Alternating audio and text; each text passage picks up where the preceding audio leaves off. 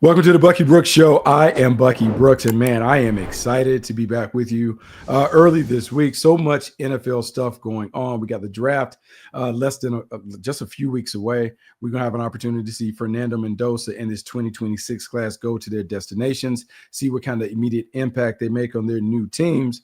But before we even get to the draft, man, there's so much news that is beginning to pop. A bunch of teams are just beginning their offseason program. So we're seeing guys report for offseason workouts, finally getting with their new teams, getting with their new coaches, working with the strength and conditioning coaches. And normally what happens when guys report, this is when all the news comes out. You hear about trade requests, you hear about contract extensions, people signing tags, what it looks like for the future going forward. So we're going to tackle all of those things. And we're going to tackle the Giants situation right out the gate. And Dexter Lawrence has reportedly requested a trade from the New York Football Giants. Dexter Lawrence, a multiple-time Pro Bowl and All-Pro player, one of the best defensive tackles in the league. Personally, I've known him since he was a high schooler at Wake Forest Roseville. So this is one that is near and dear to my heart. But Big Dex, Sexy Dex, has requested a trade. He has been trying to get a contract extension for the last 2 years. He is set to earn $20 million in 2026. That is 10th among defensive tackles. That puts him behind Jordan Davis, Jonathan Franklin Myers, some other guys that have recently signed big deals. And Dex wants them to put a little cheese on the burger. He wants some more money because his play and his resume certainly demands that he's one of the top defensive tackles in the game. The problem, Dex is coming off arguably the worst season of his career, 31 tackles, had just a half sack, looked woefully out of shape, didn't play at the same level that he played at when people really celebrate him being the number one defensive tackle in the game. And you're John Harbaugh. You just take over a program where you're trying to set the tone, you're trying to build a culture. And remember, the backdrop and the stories that came out about John Harbaugh when he left Baltimore was that he ran a loose ship, that, you know, the culture wasn't right in the building and he let people get away with things. So right away, you have a new coach, a well-respected coach, who is being tested by one of the best players on his roster. And he has been very diplomatic in terms of his response when it comes to Dexter and the request and talking about, hey, we're going to work with him, try and build this relationship with him. And we're not in the business of granting people requests like it's Christmas, but we're going to work to it and we're going to see what it looks like in the end. Now, he didn't completely shut the door on the trade, but he also let it be known that he would love to have Dexter back. But this one is really, really tricky for the Giants, and it's really tricky for John Harbaugh, because if he allows Dexter Lawrence to have his way without necessarily conforming to the way that he wants the team to operate in terms of tough-minded, hard workers, people that are really committed to the team and those things, he sends a bad message to the team. And because this is his first year, man, that first impression is everything when it comes to building the buy-in from the team to him and him to the team and establishing that trust and those things. Secondly, you have to make a decision. Dexter is nearing 30. Dexter, he's a big man. And even though he's big and like, I love Sexy Dex, I love the dance, I love all those things, man, he wasn't in shape.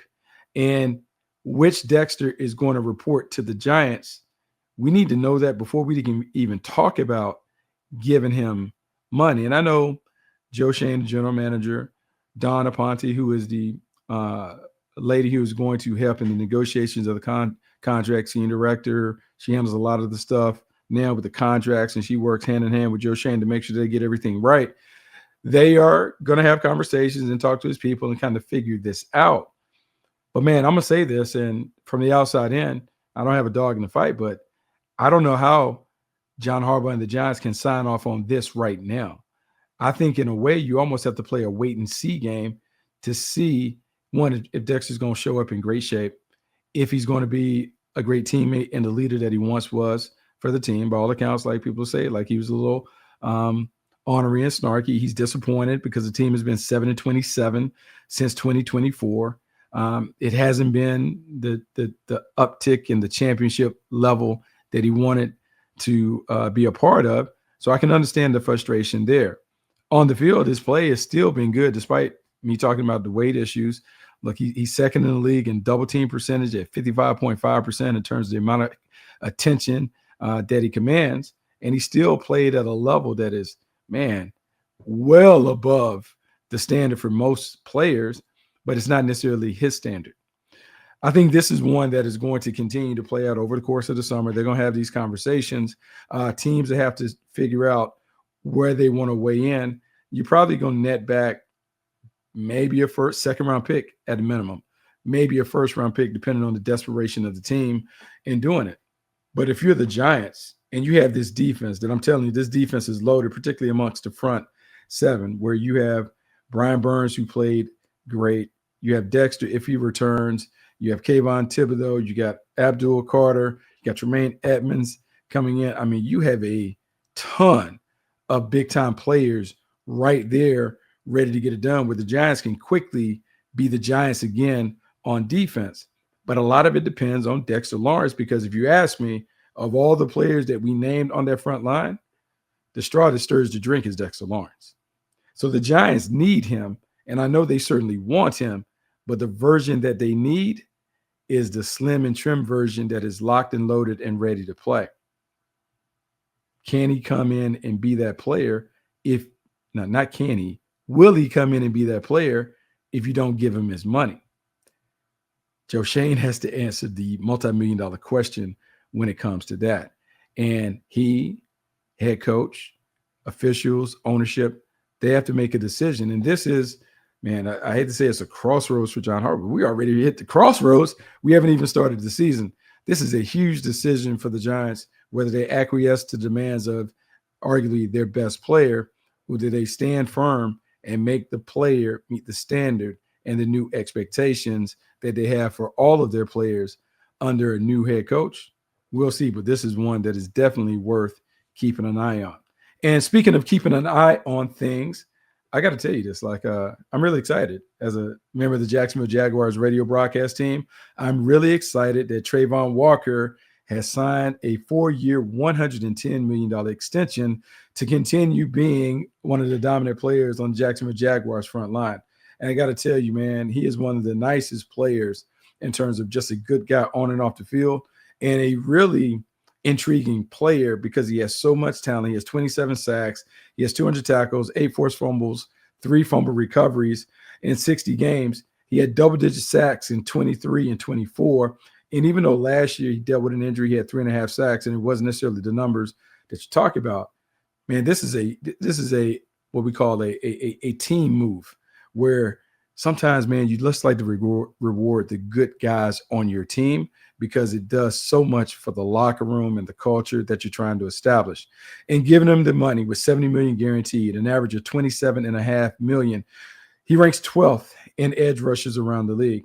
But he comes in a little bit below Trey Hendrickson, Brian Burns, Josh Hines-Allen. All those guys are making $28 million plus. He's right in there. So they were able to reward him for the success and the disruption that he's caused, but they also trying to incentivize him and say, hey, man, we now respect you not only as a number 1 overall pick, but we think you can be one of the best players. Liam Cohen talked to him last year about the Aaron Donald effect and how the habits and the way that you go about your practice and your preparation begins to bleed into the way that you play. And if you want to be a guy that is respected like an Aaron Donald was respected, is setting your process throughout the week so that on game day, you begin to dominate the game like that. So much that you're so impactful that during the practice week, we got to take you out of practice because we can't get anything going. They have challenged Travon to meet that standard, to meet that expectation that, hey, as number 1 overall pick, as a guy that has aspirations of being a Pro Bowl player and an all-pro player, that each and every week, man, I bring the hard hat and lunch pail, and it is an all-day affair for opponents trying to come at me, whether we're running, whether we're throwing. I always have an impact on the game. The way this relates to the entire team, if you look at the Jaguars, you're beginning to see that their core players are locked up for the foreseeable future. You think about Travon Walker, number 1 overall pick. You think about Josh Hines-Allen, who is now the franchise leader in sacks. You have Trevor Lawrence, who is locked in. They began to throw some other contracts out to make sure that they have guys that are going to be there for the next few years. Cole Van Lannon comes to mind. You think about the money that he's gotten. They just signed Jacoby Myers to be a central figure. I think Parker Washington has an extension at some point that is coming down the line. So they're beginning to identify the guys that they want to build around to be a team that not only competes for division titles, but eventually competes for a Super Bowl title with the right kind of guys.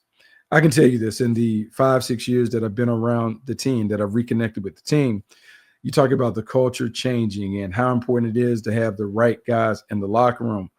All of the guys that I mentioned, I even talk about Foye Oluokun and some of the other guys that are glue guys. Man, they're wired the right way. You sleep easy at night because you know these guys are about their business. They're about ball. They're about the team. They're not selfish in their actions and their approach. And everything that they do between the lines is about making the team better. Travon Walker certainly commands that kind of respect. He's well worthy of getting the contract that he got, $70 million guaranteed. Who can sneeze at that? But more importantly, being able to keep your core defenders in place, being able to keep him and Josh Allen together to play as that Batman-Robin combination on the edges, man, that puts the Jaguars one step closer to being a team that begins to consistently make the tournament and eventually makes a nice title run, because number 44 is in the building and he gives this team the best chance to dominate on defense. Speaking of domination, how about this? This is crazy. Now, there is no one who is dominating getting paid more than Kirk Cousins. Kirk Cousins, I got to say this. I mean, you talk about a guy he's really gamed the system. I think Kirk Cousins made over $330 million as a quarterback with one playoff win, 3 playoff appearances. That is unbelievable. But he just got some more bread from the Las Vegas Raiders. But this one, I can sign off on. And the reason why I can sign off on this is because the Las Vegas Raiders are, reportedly, presumably, however you want to say it, they're going to draft Fernando Mendoza as the number 1 overall pick. Fernando Mendoza, the Heisman Trophy winner, is going to be the face of the franchise going forward for the next decade in Las Vegas. But you have a strong voice in the building, Tom Brady, who has talked about the faulty development of quarterbacks in this league and how young quarterbacks need to sit. They need to earn the right to get on the field. The game is so fast and so complex that they're ill prepared to take the reins a lot of times when they're given starting jobs. And he has been adamant about making sure that all quarterbacks are developed the right way. So, when the Raiders are sitting here with the number 1 overall pick and they're going to draft Fernando Mendoza, they're going to make sure they set up an environment that allows them to succeed. Well, by bringing Kirk Cousins over, they not only give him an opportunity to serve this season, 2026, as a redshirt season where he practices, he sits out, he learns, he observes, but they are giving him a role model to follow behind, to master a process that works for him to get him ready to play in games. When I look at Kirk Cousins and Fernando Mendoza, I would say their games are more similar than different. When Kirk Cousins goes and plays with the ones, when Fernando Mendoza is off on the field watching on the sideline, he sees someone who plays the game in a similar way that he plays. So the mistakes and the experiences that Kirk Cousins has, Fernando can live those out through Kirk Cousins' eyes. And he can talk to the veteran about why those things happen the way that they happen on the field, as Kirk Cousins has agreed to be a mentor for a young player. So just by bringing someone in with a similar skill set, the Raiders have set Fernando Mendoza up for success, because each and every day he has someone that he can model their behavior and he can learn from their successes and failures, which is great. They've also created a situation where Fernando Mendoza is not guaranteed to be the day 1 starter. They can hand the ball to Kirk Cousins and say, Kirk Cousins, you can be the starter in 2026. Fernando, go work on your game on the practice field. And when you're ready, we'll give you your chance to be the starting quarterback in time. And Kirk Cousins, they brought in a bridge quarterback who's not just the older veteran quarterback who can take the snaps and just, hey, man, I'm the older guy so I can be the starter. They have put a quarterback in place who enjoyed his best years with Clint Kubiak as the head coach. The 3 years that they were together, Kirk Cousins was a 2-time Pro Bowler. Kirk Cousins went to the playoffs multiple times. Kirk Cousins had his career best in terms of passing touchdowns, passer rating. It's the best 3-year stretch that he's ever had in football. Clint Kubiak was first the quarterback coach, then he was the offensive coordinator. That matters because Kirk Cousins has not only personally succeeded within this system, so he can endorse it and really preach the gospel to Fernando Mendoza about why this is going to work. If you trust the process, trust the progressions and those things, but Kirk Cousins might be able to play really, really well, but this team can compete and not put the pressure on the young quarterback to have to get on the field. Now, it's been a long time in terms of since we saw that version of Kirk Cousins. Here we go entering 2026. We're talking going all the way back to like from 2019 to 22. But when you've had success in a system and you know the system in and out, it's more than likely that you can replicate that success. For the Las Vegas Raiders, that is really important because you want someone that can be the leader of the team while teaching the young guy to be the face of the franchise, while winning games and allowing this team to compete and build confidence. Even though Kirk Cousins hasn't played great since the Achilles injury, sputtered a little bit last year, but did okay in Michael Penix's absence, this gives him a chance to kind of rekindle the last part of his career, to be the leader and mentor that he wants to be, and to really be in a situation where, look, man, he kind of rides off into the sunset like the hero as he leaves it better for the young quarterback coming behind him. If you ask me as a Raider fan, I'll be really excited about this. As a scout or a former scout, I would say I'm really excited about the turn back the clock approach, old school, to develop the quarterback by making him sit out. And we haven't seen this. Remember, Carson Palmer is the last number 1 overall pick that we saw not play his entire rookie year when he sat behind John Kitna and then took over. But remember, with Carson Palmer, he sat out that first year, started the second year, and in that third year, he was a Pro Bowl player. The Bengals were in the playoffs, and Carson Palmer led the league in passing touchdowns. If the Raiders are able to get that lucky with Fernando Mendoza, this will be the turning point of the franchise, and they will have Kirk Cousins to think about it. Now, last thing, we got to talk about Deshaun Watson. And I never anticipated talking about Deshaun Watson in this manner because you remember a year ago, Jimmy Haslam, the owner of the Cleveland Browns, talked to a throng of reporters and said, man, it was a big swing and a miss. We messed up. We missed on the franchise quarterback. We tried, didn't work. Don't necessarily, he kind of let us believe we'll never see Deshaun Watson play again in the Browns uniform. But, oh, what a difference a year makes. Jimmy Haslam is now talking about Deshaun Watson has a great chance to be QB1 for the Cleveland Browns. A year after he talked about taking a swing and a miss, Deshaun Watson has a great chance to be QB1 under Todd Monken.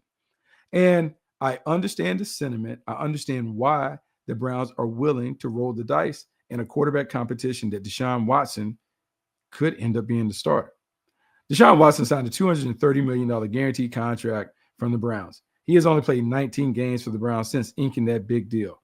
Deshaun Watson has looked nothing like the three-time Pro Bowler that led the Cleveland Browns to give up 3 first-round picks to get him. He hasn't been. He's been off the mark. He's been injured when he has played, whether it's him or the system that he played in. It just didn't look great. He only completed 61% of his passes. He only averaged 177 passing yards per game. He had 19 touchdowns, 12 interceptions, and his passer rating was at 80. Those are abysmal numbers for a guy that has played at such a high level as Deshaun Watson had played in early in his career. But Todd Monken comes in, and there's a clean slate for Deshaun Watson. Todd Monken comes in, and he has an opportunity to figure out, man, what can I do to win games? And even though the football world is screaming about Shedeur Sanders, maybe, just maybe, Todd Monken is saying the real reclamation project is Deshaun Watson, because I've seen Deshaun Watson play well in this league, and he's 30 years old, which is not a death sentence in this league, particularly at quarterback. But right system, right environment, maybe, just maybe, he can be the Sam Darnold that everyone is raving about, who revived his career after a long, windy road led him to Minnesota and then Seattle. And then, lo and behold, he has confetti falling on his shoulders. Now, I'm not saying that Deshaun Watson will have confetti flying on his shoulders in Cleveland. But what I am saying is maybe Todd Monken can bring out the best in Deshaun Watson, the best version that we've seen since 2020. Remember, when he went to Baltimore, we were worried about Lamar Jackson and throwing and how could he level his game up. Well, he certainly leveled his game up under Todd Monken. In fact, some would say Lamar Jackson leveled his game up. And I mean, it may have hurt the Ravens because it got a little bit away from the running game, but there's no doubt that as a passer, Lamar Jackson evolved into a much better player than the version we saw before Monken was there. Well, if he does that with Deshaun Watson has been a passer that has played at an MVP level in his career. Deshaun Watson can throw the ball. For whatever reason, it wasn't working before under Kevin Stefanski, but who's to say that Todd Monken can't dig in the crates and find a way to elevate Deshaun Watson's game? I will say this. They need an infusion of talent on the perimeter. They need some more playmakers to make it happen. But Todd Monken has been good. And if Todd Monken is able to get Deshaun Watson back to the 4,800 passing yards, the 33-7 touchdown to interception ratio, the 112 passer rating that we saw that final season in Houston, well, man, everyone will be screaming about how this was a great move for the Cleveland Browns to not give up on the veteran that you're going to pay $46 million anyway because it was guaranteed. But, hey, roll the balls out there. Let's see if Todd Monken can work his magic on a player who has been magical in the past. It's going to be fascinating to watch this quarterback competition in Cleveland. You have Shedeur Sanders, who's a polarizing figure. You have Deshaun Watson, who's polarizing for things off the field, and someone who is fighting for his NFL life. This could be a good one. But if Todd Monken is the quarterback wizard and guru that some believe he is, maybe, just maybe, Deshaun Watson turns it all around in the dog pound. Well, that is the show for the day. I want to make sure that I shout out the sponsor, FanDuel Sportsbook, all the cool things that they are doing. Make sure you go there to play all the games and lay your odds and do all that stuff that we can go to winning. I can say that, look, I tried to do it. March Madness didn't work out for you, boy. Didn't work out. I had Houston. Houston did not win it for me. The mighty Michigan Wolverines got it done. But maybe it'll work out for you as we go to play some of these sports in the spring. Until next time, make sure you come back and tune in to the Bucky Brooks Show. We got some cool stuff coming on later in the week. I am going to have a long conversation with Phil Simms about some of the quarterbacks in this class. But until then, make sure you come back tomorrow. We have more to talk about on the Bucky Brooks Show.